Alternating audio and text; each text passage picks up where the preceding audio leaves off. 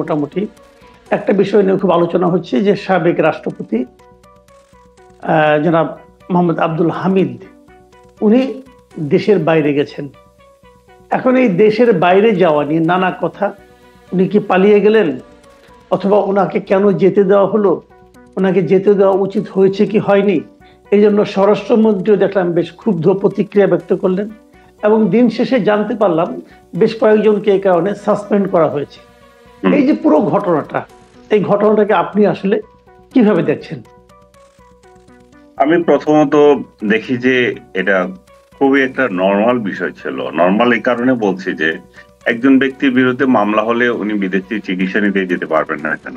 উনি একজন বয়স্ক লোক, উনি রাষ্ট্রের ছিলেন, প্রধান ছিলেন, উনি 2-3 বার রাষ্ট্রপতি নির্বাচিত ছিলেন। তারপর ওনার যদি অসুখ হয়, ওনার অসুখটা তো নতুন না, এর ক্ষমতা থাকতে উনি বারবার লটবহন নিয়ে এই ধরনের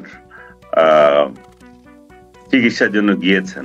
তা এখন তো নিজের পয়সায় যাচ্ছেন, তো তাকে আমার দেওয়ার তো আমি কোনো অন্যায় কিছু মনে করি না। প্রথমত যে কারো বিরুদ্ধে মামলা হইতে পারে। এখন আপনার বিরুদ্ধে, আমার বিরুদ্ধে মনের সুখে কেউ একজন মামলা করে দিলে যে আমি কি আমার চিকিৎসা নিতে পারবো না?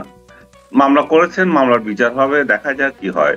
এখানে যে মামলাটা করেছে 14ই জানুয়ারিতে তার বিরুদ্ধে মামলা দায়ের করা হয়েছে, তার মানে কত মাস পরে দেখেন ঘটনার। এবং এই ঘটনার এতদিন পরে যখন আপনি একটা মামলা করেন, সেটাতে তো প্রশ্ন দেখা দেয়। প্রশ্ন এই কারণে দেখা যায় যে উনি 23 সালে রাষ্ট্রপতি থেকে বিদায় নিয়েছে, উনি একটা প্রাইভেট পার্সন হিসেবে লাইফ লিড করছিলেন। সেই জায়গায় তার বিরুদ্ধে এমন একটা মামলা দায়ের করা হয়েছে যেখানে আরো অন্যান্য আসামির মধ্যে আছে আওয়ামী লীগের প্রেসিডেন্ট, সাধারণ সম্পাদক এবং আওয়ামী লীগ প্রেসিডেন্ট শেখ হাসিনার বোন এবং তার ছেলে মেয়ে। তো এগুলোতে মামলায় যাদেরকে আরো আসামি করা হয়েছে, এগুলোতে বোঝা যায় যে এটা একটা প্রহসনমূলক মামলা। এবং এই ধরনের প্রহসনমূলক মামলার একটাই খারাপ দিক, সেটা হচ্ছে যে জুলাই যে আন্দোলন হলো, যে অভ্যুত্থান হলো, সেই অভ্যুত্থানের আসল লক্ষ্য কিন্তু হারিয়ে যাচ্ছে। এই ধরনের ভুয়া মামলা যদি দেওয়া হয়, জেনুইন মামলা যেগুলো আছে সেগুলো কিন্তু এখন প্রশ্নের মুখোমুখি হবে। তাহলে কি এখন দুইটা ঘটনা হতে পারে, আব্দুল হামিদ সাহেব কিশোরগঞ্জে গিয়ে কোনো একজনকে হত্যা করেছে, তা তো করে নাই, কেউ দেখে নাই, কিন্তু আপনি তার বিরুদ্ধে মামলা দিয়ে দিলেন। আর এদিকে অরিজিনালি যারা হত্যা করেছে তারা এখান থেকে আড়াল পেয়ে গেল। ওই ছেলে যাকে মারা হয়েছে, এই মৃত্যু যে হয়েছে সেটা তো মিথ্যা না, কিন্তু তার আসল হত্যাকারীকে সেটা আড়াল হয়ে গেল। এখন যদি হুকুমের আসামি হয়, তো হুকুমের আসামিও তো উনি হতে পারেন না, উনি তো বিগত রাষ্ট্রপতি, উনি তো বর্তমান রাষ্ট্রপতিও ছিলেন না। আর হুকুমের আসামি যদি এভাবে হতেই থাকে, ডক্টর ইউনূস যখন বিদায় নিবেন তখন এতগুলো লোক মারা গেল, এই আমলেও যেগুলো মারা গেছে, এগুলারও তো হুকুমের আসামি তাকে বানিয়ে ফেলবে লোকজন। কারণ প্রত্যেকটা প্রাণেরই তো মূল্য আছে, তাই না? আপনার সন্তান যখন আপনার লাগছে, অন্যের সন্তানও তো আছে। রাজনৈতিক কারণে যে হিংসাত্মক মারামারি হচ্ছে এখন, সেগুলোরই বিচার শুরু হবে। তাহলে রাষ্ট্রটা তো আমরা একটা কেওয়াজের মধ্যে চলে যাচ্ছি। আমরা তো এটা আশা করিনি, আমাদের তো ডক্টর ইউনূসের কাছে তো এটা প্রত্যাশা ছিল না। আপনি নিশ্চয়ই আজকে খেয়াল করেছেন যে উনি কেন যাচ্ছেন, সেই গেলেন, সেটা নিয়ে আপনি নিজে বলছিলেনও যে স্বরাষ্ট্র উপদেষ্টা বলছেন যে এটা যদি না বিচার করতে পারি তাহলে আমি পদত্যাগ করব। ভাই, আপনি পদত্যাগ করেন, আপনাকে ধরে রাখছে কে? আপনি যদি পদত্যাগ করেন, এখানে যে একটা ভালো দক্ষ লোক আসতে পারে, আপনাকে সরাতেও তো পারছে না চক্ষু লজ্জায়। আপনি চলে যান, এখানে একটা ভালো লোক আসুক, রিয়েল ক্রিমিনালদেরকে মামলায় দিক, এদেরকে ঝুলিয়ে দিক, এদেরকে যেটা করা উচিত ছিল, যে ধরনের অভ্যুত্থানের ঘটনার পর প্রত্যেকটা দেশে যেটা হয়, আসল ক্রিমিনাল যারা তাদেরকে ধরে বিনা বিচারে ফাঁসি দিয়ে দেওয়া, সেটা তো করতে পারেন নাই। সেই ক্রিমিনাল গুলো কারা আপনারা তো জানেন, ব্যাংক লুট করেছে কারা, সেই ক্রিমিনাল গুলো কে? সেই যে যারা গণহত্যায় অংশ নিয়েছিল, যারা গুম খুনে অংশ নিয়েছিল, এদেরকে ধরে দিয়ে দিতেন, তখন মানুষ তো সমর্থন করত।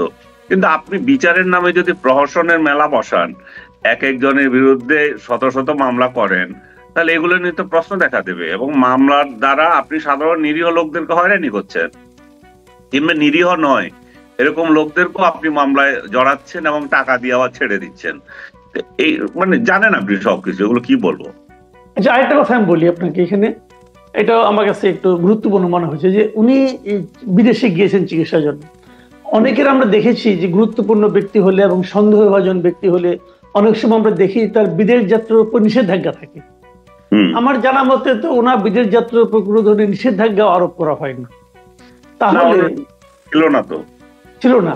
তাহলে সেক্ষেত্রে উনি যদি যান, তাহলে চট করে যখন 3 জনকে প্রত্যাহার করা হয়, 3 জনের বিরুদ্ধে অ্যাকশন নেওয়া হয়, আপনার কি মনে হয়, আপনার কমন সেন্স কি বলে যে সাবেক রাষ্ট্রপতি বিদেশ যাচ্ছেন, এখানে কি উপরের মহলের কোনো ধরনের কারো কি ঊর্ধ্বতন কারো কি কোনো সম্মতি ছিল না? কারো কোনো সম্মতি না নিয়ে কি উনি এয়ারপোর্ট পর্যন্ত এসেছেন? এটা কি হয়? তারপরে এখন যাদেরকে আপনি প্রত্যাহার করেছেন, যাদের বিরুদ্ধে অ্যাকশন নিয়েছেন, তারা তো বলতেও পারবে না যে কারো মানে নির্দেশে তারা মানে গিয়েছে, তারা ছেড়েছে, কারণ তাদের নাম বলে বা চাকরি থাকবে না।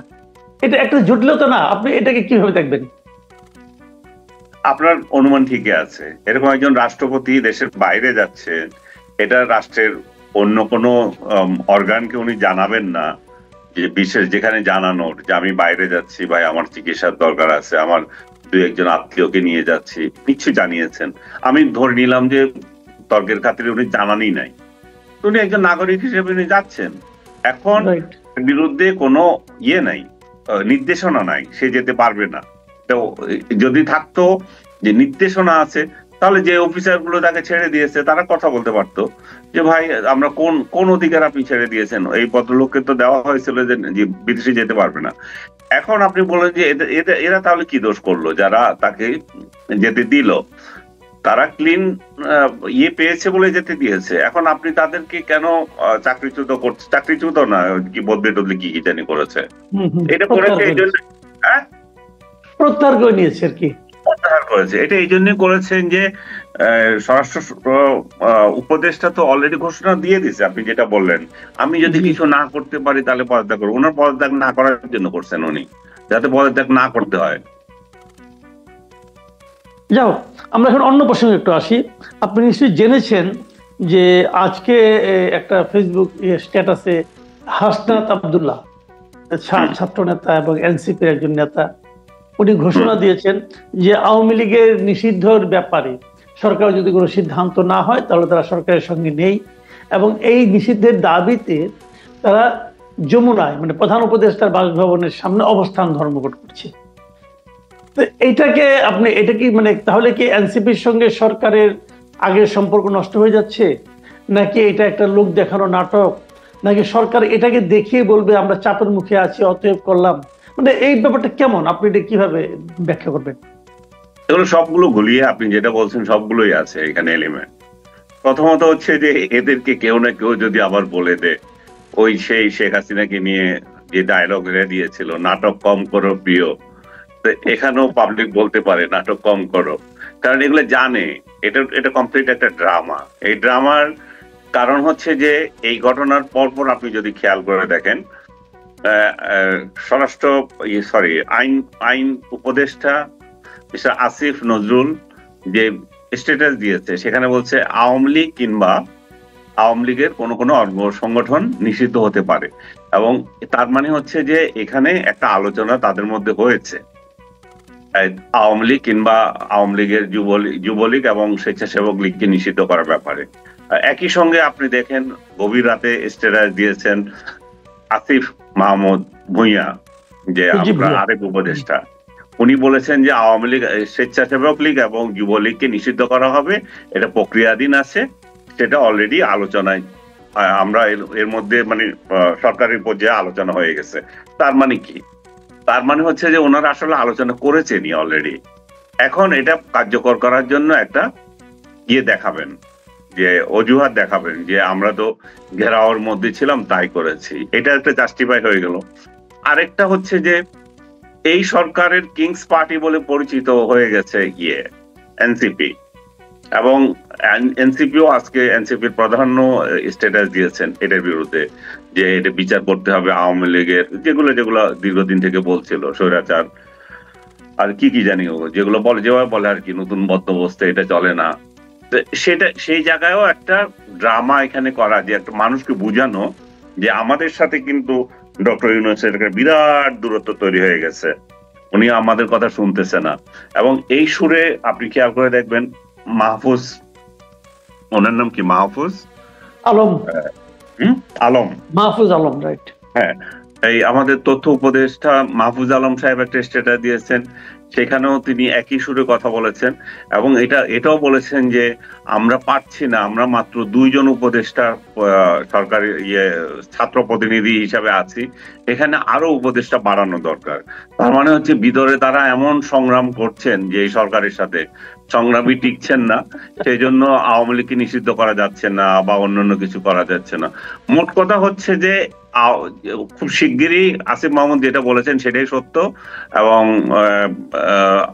আসিফ ভাই যেটা বলেছেন, আমাদের নজরুল ভাই, আসিফ নজরুল যেটা বলেছেন এবং আসিফ মাহমুদ যেটা বলেছেন, দুইটাই সত্য। এবং এই দুই সংগঠনকে নিশ্চিত করার জন্য আলাপ হচ্ছে। এবং আসিফ নজরুল একটু বাড়তি বলেছেন যে আওয়ামী লীগকেও করছে করা, মানে আওয়ামী লীগ নামটা জড়িয়ে দিয়েছেন, তার মানে পরবর্তী স্টেজে আওয়ামী লীগ আসবে, এটাতে কোনো সন্দেহ নাই। আপনি কি মনে করেন যে যদি আওয়ামী লীগকে নিষিদ্ধ করা হয়, সেটা কি বাংলাদেশের রাজনীতিতে কোনো ইতিবাচক ফল নিয়ে আসবে অথবা কোনো অস্থিরতার জন্ম দিতে পারে? অস্থিরতার জন্ম তো অবশ্যই দেবে। ইতিবাচক কি নেতিবাচক, আমি মনে করি যে সেটা স্টেক হোল্ডার যারা আছে, মানে রাজনীতিতে এখন বর্তমানে যারা বিএনপি, জামাত এন্ড আদার্স, তাদের সাথে কি কি ধরনের আচরণ করেছিল, আইনগত বিষয়গুলো কেমন হবে, যারা এই ধরনের নিষিদ্ধ করতে যাবে, আইন কি বলে, এই ধরনের রাজনৈতিক দলকে নিষিদ্ধ করে রাখা যায় কিনা, সেগুলো তারা আচার বিচার করে দেখবেন। এবং সত্যিকার অর্থে তারা যদি এই ধরনের অ্যাট্রোসিটি এর আগে করে থাকে বা 24-এর গণ অভ্যুত্থানে যদি তাদের ভূমিকা সেরকম থাকে, হতেই পারে একটা রাজনৈতিক দলকে নিষিদ্ধ করা।